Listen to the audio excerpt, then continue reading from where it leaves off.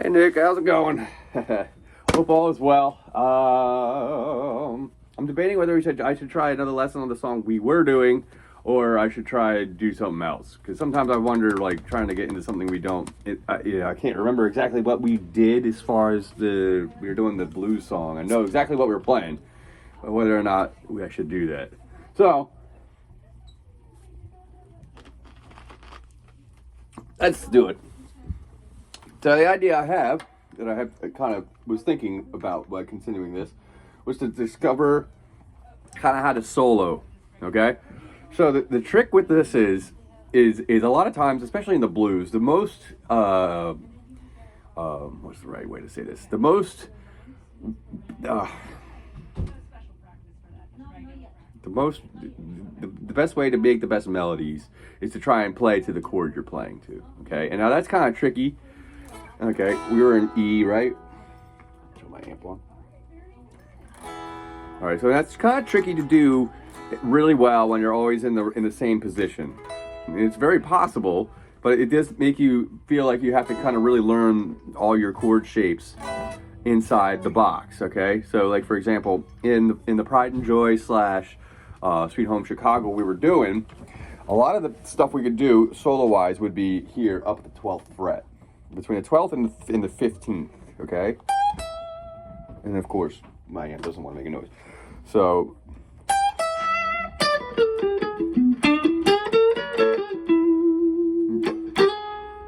and then the 4 chords.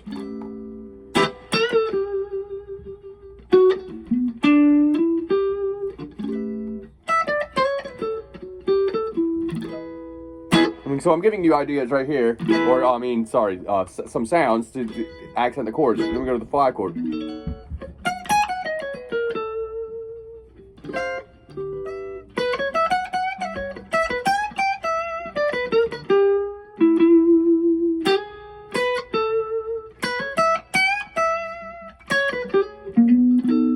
Okay, so the idea, like I was just doing there, was adding voice leading, playing to the chord. Okay, so what happens when you don't do that, if you play the blues, you kind of always end up sounding like you're just going.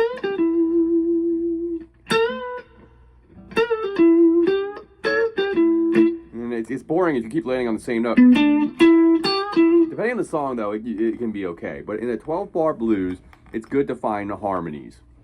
Okay, so one thing I was going to think about was, let's talk about how we play over the first chord. Let's just say this, any blues song this works for. So whatever chord you have, say we're in E, right? So, all right, open E chord here. This is kind of where we were starting.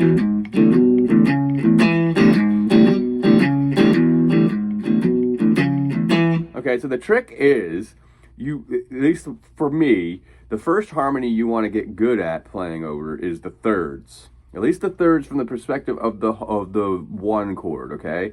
So the idea is the harmony of the third of the 1 chord is a half step away from the 7 of the 4 chord, okay? Which is one reason when I was playing the solo before, when we were doing the 1 chord, I was focusing on the G sharp, which would be the 13th fret of the G string or the 1st fret of the G string, okay? If we're using the normal, just regular chord shapes, okay? That appears the most convenient spot on 13th fret and the 1st fret of the G string. And now you just mix this into your normal E minor pentatonic or E minor scale, okay? And you add a major third back in. It becomes a minor major third inside of the scale, okay? And then usually, like I said before, you get rid of the flat 6 and you raise it to, so no C, it'd be a C sharp, okay?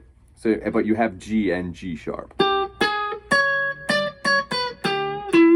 Okay, not to say that C isn't usable, it's usable, but it's not a note you hang on in the key of E for blues, because it would be a sour note. You can use it as a passing tone all day long, and it's actually a great passing tone.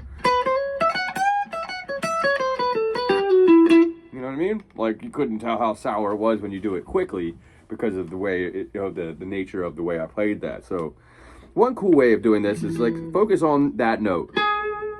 Okay?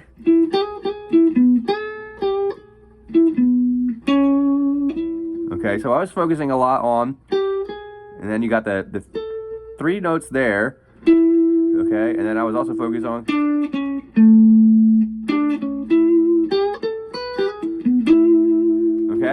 Now that works really good over the 1 chord because you're accenting the major third of the 1, which would be the G sharp over E. You know, E, G sharp, E, and then if you had a flat 7, it'd be a D. Okay? Well, okay, so one way it is, you can do this easily by switching to the next one. Okay, but let's say we just move down to 5 and 7 here, okay? Now, what you can do this is by moving the whole shape to the 5 and 7 rather than the 12, 14, 15, or the 1, 2, 3, is that you can now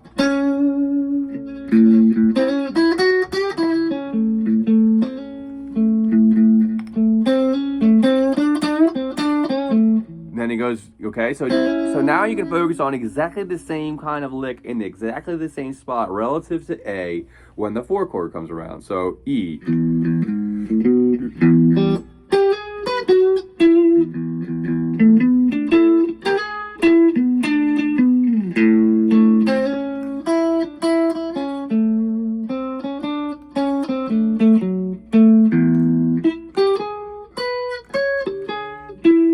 Okay, and then when it goes to the 5 chord, which is B, instead of being in the A spot at 5 and 7, we're 7 and 9.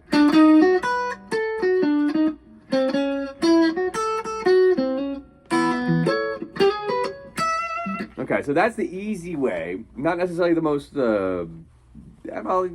It's a good way to start getting yourself to play right over the chord. Is really just change yourself into that chord kind of you're going to do as far as a root position, because I call these root positions wherever the 2 roots meet on the 2 E strings. Okay, so there's both A's here, there's G's here, you know, and then etc. You know, because they're 2 E strings, every single note on every fret is actually the same, just 2 octaves apart. All right, so the idea is, I want you to try and think, and you should, I would hope, be trying just to come up with any idea over a song that you come up with, like as a solo idea, as a melody idea. Both of them are sort of the same thing. A lot of times when you take a solo, the best thing to do is melodically quote the vocals as the first thing that is being played. Okay, so I'm trying to think, but that's kind of hard. So maybe I would go over that more with you in person, and we can choose a song and do the melody. But like for example, like let me play a little bit of a song, right? So let me see. So now I showed you the positions. Now you got to look for like what notes feel good. You know what I mean? And again, like you just pretty much play like. I was focusing, I guess I should tell you more about the fret numbers for these particular spots. So I look at it as once you know the pattern, you just kind of do the same thing in every spot. So, okay, so it's between the 12, 13, and 14 in the G string. You can also have the 11, 11, not 10, 11, to the 12th fret of the E. And also the 11 on the D string, which is the same note as this raised 6. It is the raised 6 right here, because it would normally be there. So anyway, so I'm getting a little crazy. So the idea is on the E, that would be the same thing as being on the 5th to the 6th fret. And back to the E.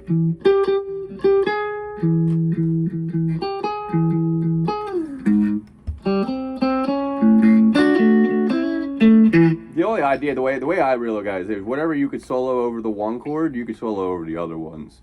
But it does get a little weird with some of the note choices when you do it this way, by moving the chords to the root positions, so you can find your scale chord, chord scales.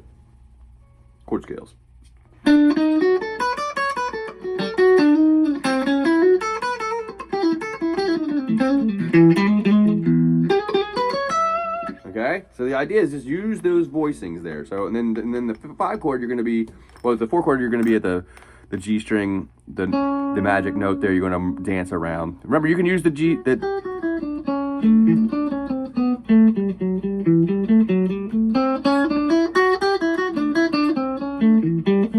Okay, I hope you can see all the ones I'm choosing there.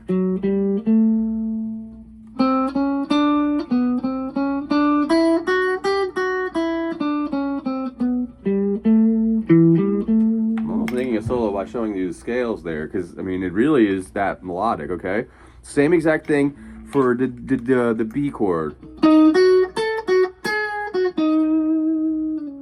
Okay, and that would be between the 7 and 8 and 9, and then you got the 6, 7, 9, and then the 7, 9, 10.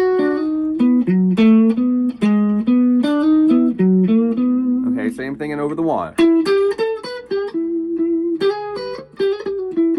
Okay, you don't have to do exactly that. You could always try and, listen to it. I mean, it's kind of the blues and any solo is a version of singing, unless you're shredding like Yngwie, and maybe then you're not singing that. But in a lot of the cases, the best solos are singable. So you're looking for a way to sing these notes. So you kind of don't want to do too many at once unless you really know which ones you really want to do. Less is more in so many ways, and then you can learn how to build from there, okay? So let me go back to the idea that you could do a melody. So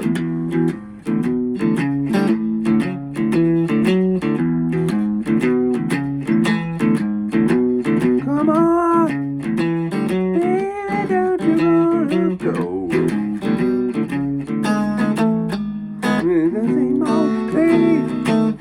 Sweet home, Chicago.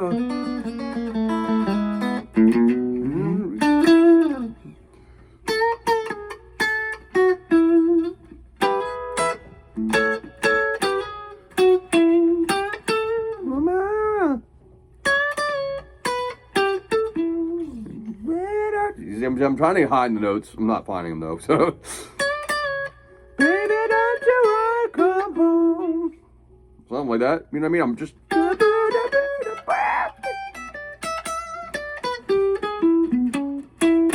Okay, so that might be the greatest example. I'm trying to find it. You know, I mean, I kind of almost like the idea of you want to sing your notes before you try and play them, and maybe find the notes that you're singing and try and find them based off that. A lot of they're just going to be in this side scale. A lot of times, that's what you're singing is actually simpler than what you play on guitar.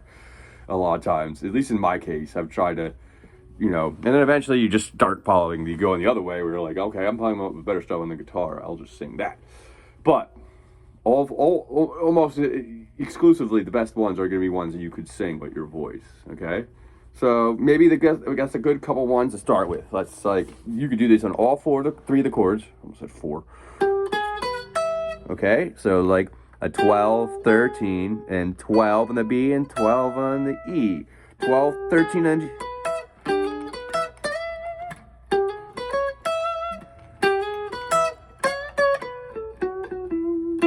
Do the same thing over the A.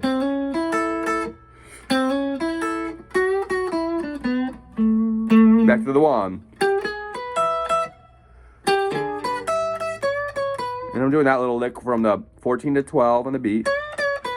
And then I do from 11 to 12. 11 to 14. 11. Bend it up a half step like you're going to the 12th fret and then back. And then landing on the 14. So yeah, and a lot of times if you do land on the root, make sure you end on a note above or fall off of it, because if you hang on a root too long, it just doesn't have a vibe. And I'll show you, like again, I had to have a note at the end. I can't just end on that note. Most of the time, if you don't want to land on roots. Most, you know, you can get away with it every once in a while, depending on what you're trying to say. And like a lot of times in the blues too, and any solos, but I'll talk about the blues specifically, is that because you're trying to sing these lyrics, it's almost like you're trying to say something. So the idea of ending on the root note would be like you're ending a phrase, but, you know, like that. I just ended what I was saying on a low note. A lot of times when people are talking and they tend to keep going, they end on a high note. Their inflection is higher. So it's kind of like that. You're kind of communicating using your melodies to try and that's why you don't want to land on that root unless that's like really like the last thing you're going to say. And so by saying at certain points, it makes sense. Okay? All these things and ideas are going to come right out of these normal, that I show you, come out right out of the normal, you know, the normal, scale patterns. I do spread them out a bunch as far as what I play personally, I don't stay in the pentatonics all the time as far as the box. But when you do, it is powerful. So, you know, but anything you could do outside the box, you could do in the box too. It's just a little different. So anyway, I hope that helps a little bit. And I'll see you next week, bud. All right. Rock and roll.